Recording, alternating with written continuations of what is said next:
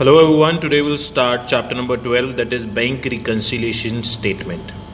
Bank reconciliation statement क्या होते हैं? रिकन्सिलेशन का क्या मतलब होता है? मैच करना, ठीक है जी। बैंक रिकन्सिलेशन स्टेटमेंट में हम कैश बुक और पासबुक को मैच करते हैं। दो तरह की बुक्स इन्वॉल्व होती है इसमें, passbook and cash book. Cash book हम बनाते हैं अपने बिजनेस में, इसका चैप्टर भी हमने किया है। कैश बुक जो होता है वो बिजनेस में अपने कैश का हिसाब किताब रखने के लिए बनाई जाती है, ठीक है जी। We post the entries in cash book, उसमें एंट्रीज भी हम ही करते हैं। पासबुक होती तो हमारे पास ही है, लेकिन उस पर एंट्रीज हम नहीं कर सकते। देखिए, अगर आप में से किसी का कोई सेविंग अकाउंट होगा बैंक में, तो उसके पास पासबुक भी होनी चाहिए जिसमें आपके सारे अकाउंट का बैलेंस लिखा होता है कि भाई इतना बैलेंस रह गया, इतना विड्रॉ किया, ये सारा कुछ, ठीक है जी। तो ये होती है हमारे पास ये, लेकिन इसमें एंट्रीज कौन करता है? बैंक। इसमें प्रिंटेड एंट्रीज होती हैं। अगर आपके पास पासबुक होगी तो आप उसको ध्यान से देखें। तो दो तरह की बुक्स हैं, कैश बुक और passbook. Normally business persons match these books on monthly basis. Normally क्या होता है कि at the end of the month हमारे पास कैश का हिसाब किताब होना चाहिए। हमारी कैश बुक में हम अपने पॉइंट ऑफ व्यू से एंट्री करते हैं, लेकिन पासबुक में बैंक के पॉइंट ऑफ व्यू से एंट्रीज होती हैं। और कई बार क्या होता है कि कुछ एंट्रीज जो हमने पास करी होती है वो बैंक पास नहीं करता, और जो बैंक ने पास करी होती है वो हमें पता नहीं चलती। इन डिफरेंसेस के काफ़ी रीजंस हो सकते हैं, जैसे कि डिफरेंस ड्यू टू टाइमिंग। कई बार ऐसा होता है कि हमने कोई चेक बैंक में डिपॉजिट कराया है, ठीक है, हमारे अकॉर्डिंगली पैसे आ गए हैं, लेकिन वो चेक जो होता है वो काफ़ी लेट क्रेडिट करता है बैंक। देखिए, बैंक हमारे अकाउंट में पैसे जब डिपॉजिट करता है तो वो क्रेडिट करता है, ठीक है जी। जैसे पैसे बढ़ते जाएंगे वो क्रेडिट करता जाएगा, लेकिन हम अपनी बुक में जो पैसे डिपॉजिट करते हैं या हमारे पास पैसे आते हैं तो वो डेबिट करते हैं हम उसको, ठीक है जी। बैंक का क्रेडिट हमारा डेबिट है, हमारा डेबिट बैंक का क्रेडिट है, ठीक है जी। ये दोनों उल्टे चलते हैं। बैंक में अगर पैसे हैं तो वो क्रेडिट बैलेंस होता है, हमारे पास अगर पैसे हैं तो वो डेबिट बैलेंस होता है। अब वापस आ जाते हैं रीजंस पे। Transactions recorded by the bank. कई बार ऐसा होता है कि बैंक की कुछ ऐसी ट्रांजैक्शन होती है जिनके मैसेजेस हमें मोबाइल फ़ोन पे नहीं आते। अब अगर बैंक ने 100 रुपये के चार्जेस काटे तो 100 रुपये का मैसेज फ़ोन पे नहीं आता, लेकिन हमें पता नहीं चलता उस ट्रांजैक्शन का। इसकी वजह से हमारी बुक और पासबुक में डिफरेंस क्रिएट हो जाता है। एरर्स, कई बार गलती से कोई ट्रांजैक्शन होती है, प्लस 1000 करने हमने 10,000 कर दिए। Timing difference. Bank reconciliation statement जो होती है वो मंथली बनाई जाती है। अब एक मंथ को पकड़ते हैं, हमने 29 अप्रैल को एक चेक बैंक में डिपॉजिट कराया, ठीक है जी। हमारे को किसी ने चेक दिया था, हमने वो बैंक में डिपॉजिट करा दिया अपनी कैश बुक में उसकी एंट्री डाल के। हमने उसकी कैश बुक में एंट्री डाली तो हमारे पास पैसे आ गए हमारे अकॉर्डिंगली, लेकिन बैंक में हमने डिपॉजिट भी करा दिया, लेकिन अगले 5 दिनों तक बैंक में पैसे ही नहीं आए, ठीक है जी। तो अगले 5 दिन तक पहुंचते पहुंचते ये वाला महीना खत्म हो जाएगा, यानी कि इस महीने में हमारे अकॉर्डिंगली पैसे आ गए हैं लेकिन बैंक के अकॉर्डिंगली पैसे नहीं आए। तो इस वजह से हमारी बुक में और पासबुक में डिफरेंस क्रिएट हो सकता है, ठीक है जी। कई बार हम बैंक में चेक डिपॉजिट करा देते हैं, क्लियर नहीं होता। कई बार हम चेक इशू करते हैं। इशू करना होता है चेक किसी को देना। आपने किसी को पेमेंट करनी है, आपने चेक पे साइन किए, उस पर अमाउंट लिखी और चेक काट के सामने वाले को दे दिया, that is known as issue of cheque, ठीक है जी। आपने चेक इशू कर दिया। अब सपोज कीजिए आपने इस महीने की 15 तारीख को किसी बंदे को 10,000 का चेक इशू कर दिया, ठीक है जी, उसको दे दिया, वो चेक लेके चला गया।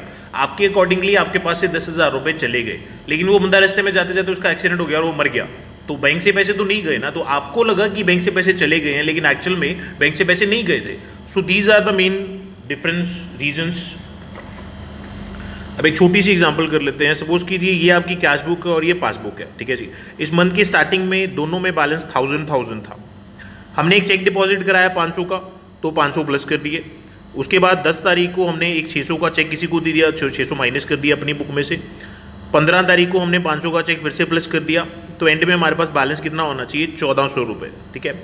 पासबुक पे चलते हैं। हमने जो 500 का चेक डिपॉजिट कराया था वो पासबुक में प्लस किया गया है। 600 वाला चेक जो हमने यहाँ पे इशू किया था, पासबुक में उसकी एंट्री होनी चाहिए, लेकिन जिस बंदे को हमने वो चेक दिया था वो बैंक में गया ही नहीं, ठीक है। तो बैंक उसकी एंट्री तो पास कर नहीं सकता क्योंकि उसने पैसे तो विड्रॉ किए ही नहीं। तो दूसरा जो हमने चेक डिपॉजिट कराया था वो भी 500 का चेक हो गया, लेकिन बाद में वो 500 का चेक जो डिपॉजिट किया था वो डिसऑनर हो गया। डिसऑनर होना होता है चेक बाउंस हो जाना, यानी कि जिस बंदे ने आपको चेक दिया है, जब आप उस चेक को बैंक में डिपॉजिट कराते हो, जिस बंदे ने आपको चेक दिया था उसके अकाउंट में पैसे ही नहीं है, तो बैंक जो है वो चेक को क्रेडिट नहीं कर सकता, मतलब आपके अकाउंट में पैसे डिपॉजिट नहीं कर सकता।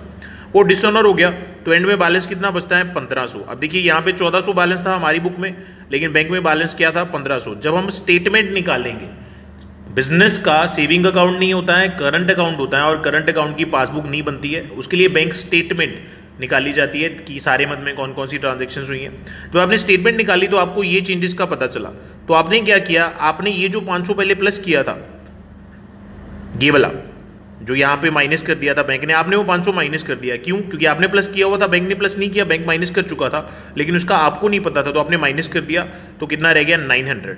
उसके अलावा ये जो 600 आपने माइनस कर दिया था, इसकी पेमेंट तो बैंक ने की ही नहीं, तो वो 600 आपने दोबारा से प्लस कर दिया, तो बैलेंस कितना हो गया 1500 रुपये।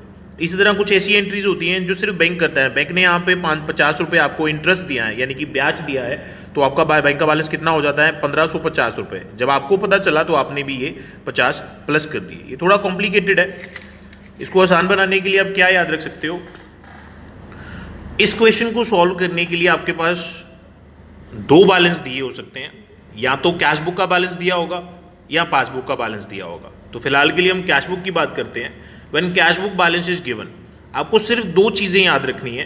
पहली चीज, जो आपने किया है, जैसे हम कैश बुक बना चुके हैं, एंड में जो बैलेंस होता है, ये देखिए हमने यहाँ पे कैश बुक का क्वेश्चन किया हुआ था, ये हमने कैश बुक का क्वेश्चन किया हुआ है पहले।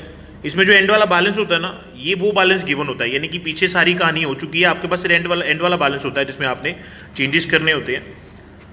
तो पहली चीज आपने क्या याद रखनी है, when cash book balance is given, जो आपने किया है लेकिन बैंक ने नहीं किया, मीन्स आपने कोई चीज़ प्लस या माइनस की है अपनी कैश बुक में, लेकिन बैंक ने वो ट्रांजैक्शन नहीं की है अभी तक, तो आप उस ट्रांजैक्शन को रिवर्स कर दोगे।